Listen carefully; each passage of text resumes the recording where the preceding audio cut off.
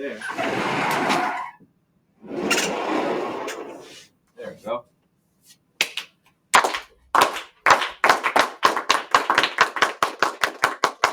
Good morning, physics class.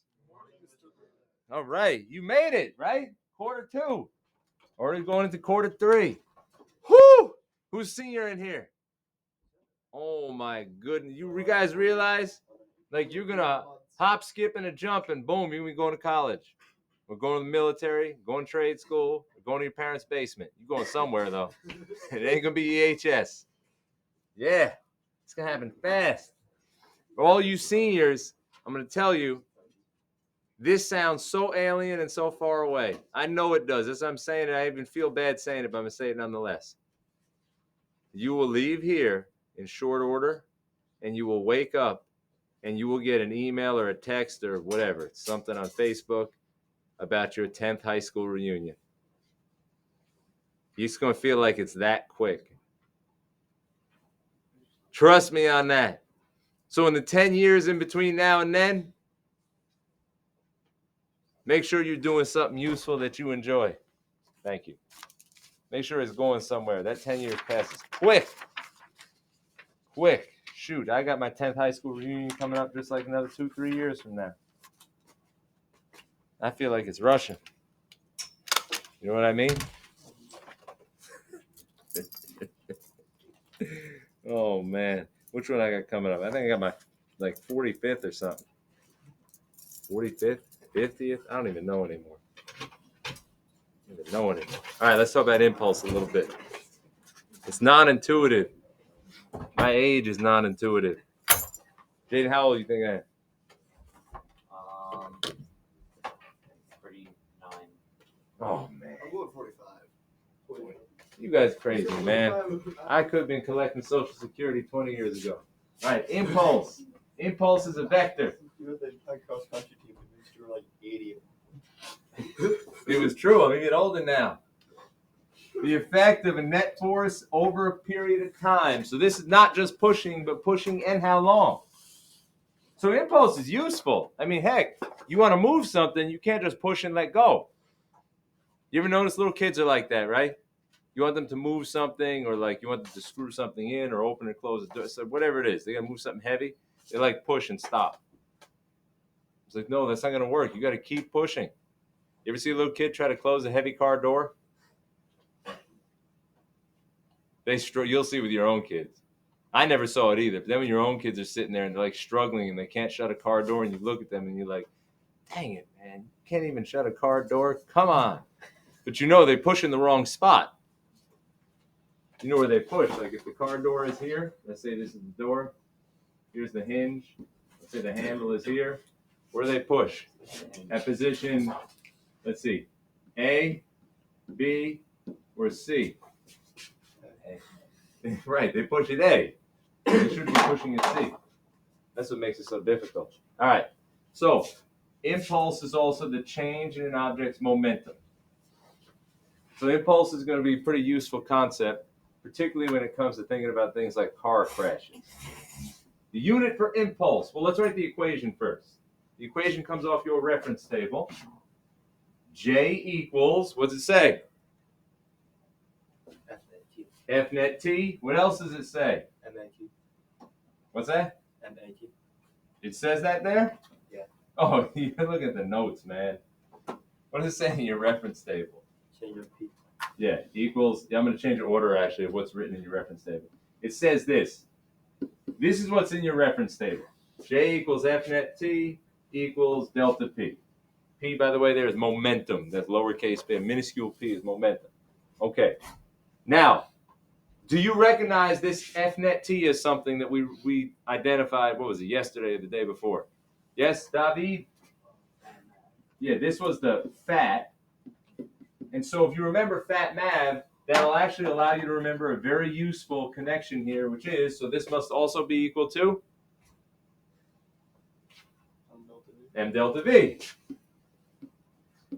That's the MAV part of this. MAV. And then Dikey actually gave us one that, I'll put it in another color still. Maybe it comes up. What else is F net equal to? We used it about, I don't know, a good few times on the assessment. M over Not M over A, MA. MA. So sometimes we do this as MAT. All right, so what's the point of writing all these things down? That's called a multi-equation. You use the part that's useful, meaning you use the part that fits your problem. That's why you write givens. You know, all right, which piece of this am I going to use? You will find the questions on here to be easy if you organize. If you organize your givens, then it will become apparent which piece of this to use, and boom, you just plug it in and go. Unit! Pull it off the equation. Ava? So the unit for impulse. Well, that's the equation. But pull the unit from that. Why over? You see a division symbol? Then don't say over. Good. Newton second is how that's said. A Newton times second. For whatever reason, we're all very inclined to say over or per. It's just like a natural thing. But here, just look at the math. It's the multiplication. Another unit for impulse. This, by the way, is the standard unit that we use for impulse. There's another one, though, based on this part, m delta v. What would that unit be? Kilograms times meters per second. Yes, or a kilogram meter per second. Those are identical. Those are identical. Madeline, write that pledge and bring that up here, please. Those are identical. Okay, now I'm going to put some hats up here. In this MAT, how many vectors do you see? In the MAT? How many vectors? Things with direction, things you would draw with an arrow. One. Which one? A. Acceleration. How many vectors do you see in m delta v? One. Velocity is a vector. Changes in velocity are also vector. That's why if you're going backward to forward, that's why negative 10 to 10 is different than 10 to 10. All right? So momentum, you don't know about it yet, but there's a rule here. If there's one vector in this, there must be one in this, there must be one in this. That tells us momentum must be a vector. And how many vectors do you see here in the F net T? One, the F net. And what's that tell you about impulse? It must also be a vector. Not only does it tell you that each of these that we put a little hat over must be a vector, it tells you they all must point the same way. So if the acceleration is east, which direction is the change in velocity? East. Which direction is the change in momentum? Amanda, which direction is the F net? East. Same thing. What direction is the impulse? They're all the same. So those vectors all point in the same direction. Okay, here's a quick question. Thank you. That's clear. Good. You can leave that on your desk. Thank you. David, I see your calculator.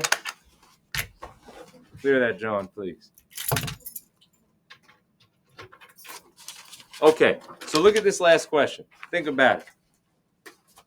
Now, I want your intuitive response and then your thoughtful response. Intuitive response. Which situation delivers a greater impulse? A child pushing a wall for a minute or an adult pushing 10 times as hard on a wall for 1 second? What does your gut tell you? Don't do any math. Yeah? Why? Well, don't tell me why. Pause. You can tell me why in a second. Do the rest of you also feel like, yeah, it's the kid? I think you guys are thinking, which is good, but I don't think intuitively, if I put a kid out in the hallway and I put Sean out in the hallway and I had them both push against the wall or push on a cart or something, and I said, all right, who's going to deliver more impulse? What will probably every single person say? Sean, of course, right? But then you would have missed the part that this question brings in, which, Sean, what's your answer to 29? Kid. Why? Because the adult would be the same. Or I just did 60 second. I don't even know. You did the math. Yeah. Well, that's right. I mean, here's the thing. We confuse, that's why I say it's not intuitive. We confuse impulse with force. They're not the same. if somebody comes and pushes something gently like this, or if they push it hard like this, that's easy for us to interpret. However, what we generally don't interpret so well is, so that's force right there. This right here, little force, big force. That's easy. This, however, that's situation one.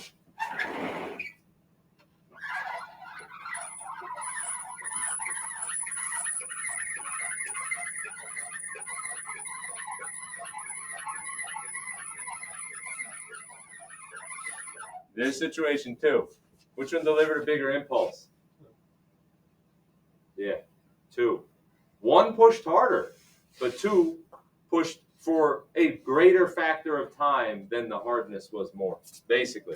So here, the kid pushes not that hard, but they push for 60 seconds. The adult pushes 10 times harder, but for only a second. So whose impulse is bigger? How many times bigger? The impulse of the child is how many times greater than the impulse of the adult? 6 times, yeah. What did you say, 60 or 6? Yes. It's 6 times the impulse of the adult. You must consider the time. You must consider the time. All right, let's go over here. Let me see. Let me just show you the equation for momentum because it's exceedingly easy. What's up, Joe? Say that again?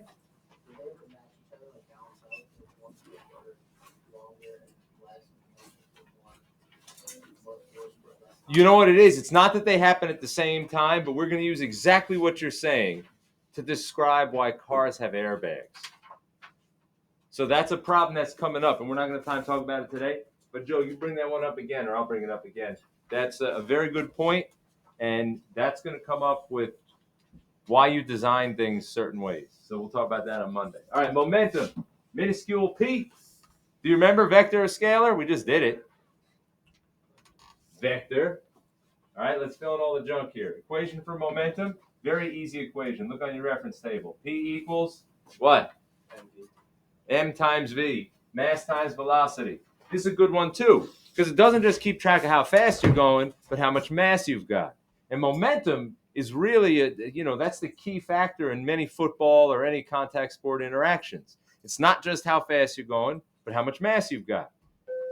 Oh, that's good. You'll be fine for this. All right.